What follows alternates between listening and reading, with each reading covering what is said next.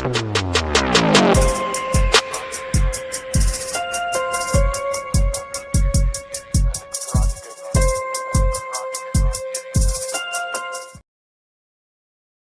and peace, everybody. We are back. You saw the thumbnail. You saw the title. You know what we're going to be doing. We're going to be talking about lies. We're going to talk about people telling untruths, things that are not true. All right. I was thankfully on another podcast just literally a few moments ago. I ran across something that stood out to me I had not seen before. And I wanted to bring it up to you all just so you all can see it.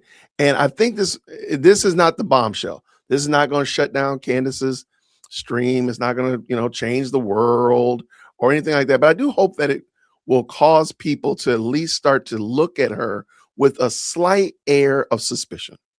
That we'll start at least looking at her with a little side eye, like, girl, what you talking about? All right. So this is going to be the girl, what you talk about episode. All right. Let me bring this clip in real quick. And I want you to see if you pick up on something. So that's just the context of it. Okay, so thank you. I got it queued up exactly where I want it to be. All right, so this is Candace. The other day, she's talking about how she had this dream and so on and so forth about she was at Bibi Netanyahu's wife's funeral, blah, blah, blah. Charlie came to her out of purgatory. Let me back it up and then give you the context. Let's go. So that's just the context of it. I don't make the rules of Dream World. They told me explicitly they betrayed me, multiple people, and I said, I know, but who? One face came through in this dream. It came through as clear as day from around the corner of the restaurant, and it was Andrew Kovetz. So Andrew Kovet is the person that allegedly Charlie told her in the dream he had betrayed her. Okay. Here, let me put my Grim Reaper hood on. Okay. Gotta get dark and ominous here. Gotta get ominous here. All right, there we go. All right. So Andrew Kovet. It was Andrew Kovetz. Okay, so it's Andrew is the one that Charlie said betrayed him. Okay. Let's keep it going. As weird and as odd as it was, that I had to text him and tell him what I saw. So she got up and she texted him. Who was the him that she texted? It was Andrew Kovetz. I think we all know it was Andrew. So she texted Andrew the night that she got this dream from Charlie who came out of purgatory. I guess he could only make, one phone call out of purgatory. Charlie told her that it was Andrew Kovet. So she's texting Andrew Kovet. Let's go. And this is the text just sharing with you so you guys know if this all really happened. I said I rarely have vivid dreams, but I had one clear as day this weekend. Charlie came to me and he sat down and he told me that he did not have much time that I needed to know, but he was in fact betrayed. That they are hiding what happened to my left. I believe his soul is in purgatory, and I believe that you know much more than you've said publicly or privately. Okay, I want her to tease that out. Now, I want her to tease it out because if you look on this text message, there's a couple things that probably stand out to you. One, she's texting another man at 10:53 p.m. Okay, well, that's already kind of weird. Weird. But we'll let that slide. We'll pretend like that's normal behavior. But also, this happened on October 6th. So this is literally 3 weeks after Charlie Kirk was unalived. 3 weeks after Charlie Kirk was unalived, she heard from Charlie Kirk himself, allegedly, that it was Andrew Kovet that betrayed him. That it was Andrew Kovet that was a part of this cabal to delete him. She knew of this 3 weeks after he was unalived. It was Andrew Kovetz. 3 weeks after, right? Okay, let's finish up. Or privately. And Andrew Kovet never answered. Last time Andrew Kovet and I spoke. Hey, wait, hold on. This is editor Jason. I just picked up something while I was editing this video I want to point out. In the last clip, Candace just said that this was the last time that she and Andrew actually spoke. That's not true. She said something to Andrew and Andrew never replied back. They didn't actually have a conversation. She just said something and he just left her on red. But I'm also pretty sure that since then, this was October 8th, she said, or at least claimed, that she's voice-to-voice spoke to Andrew Kovet. I'm pretty sure she has said that. So I'll have to find a clip of it. But anyway, I just think that's odd that even in the midst of telling this story, she's being duplicitous. She's telling you a story and saying something subtle as this was the last time we spoke, when in actuality, y'all didn't actually talk. You just made an accusation. The person looked at you like crazy and probably left you on red. Hey, you text them at 11 o'clock at night. He probably was asleep. Anyway, let's get back to the video. I wanted you to hear that all the way out so that when this comes up right here, I wonder why she already told us it was Andrew Colvett. Andrew Colvett was in on the take. He knew about it, all that kind of stuff. So then the next question should be, why was she saying this on October 8th? Episode, Candace said that she had a dream. This must just all be crazy rantings. Every day, Candace is up on this show like Miss Cleo from the 90s and just like predicting what she thinks happened. It's such a ridiculous way to try to delegitimize the research that we have done. I rarely have vivid dreams, and I did, in fact, have a very vivid one over the weekend. Charlie came to me and he told me that he was betrayed. And I don't know who exactly it is that betrayed him, but She just said it was Andrew. It was Andrew Colvetts.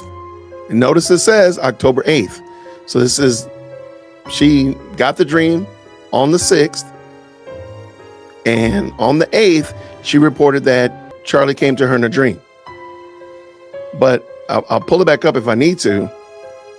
But she said that she didn't know who did it. But I'm gonna back that up just a little smidgen.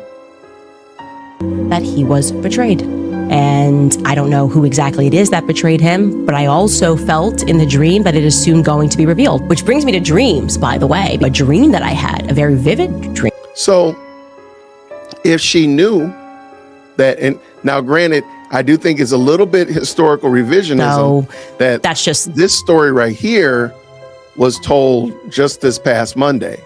The whole story about Charlie coming back from purgatory, telling her that it was Andrew that betrayed him. This was just this past Monday. The other one was literally a few weeks after Charlie Kirk had been killed.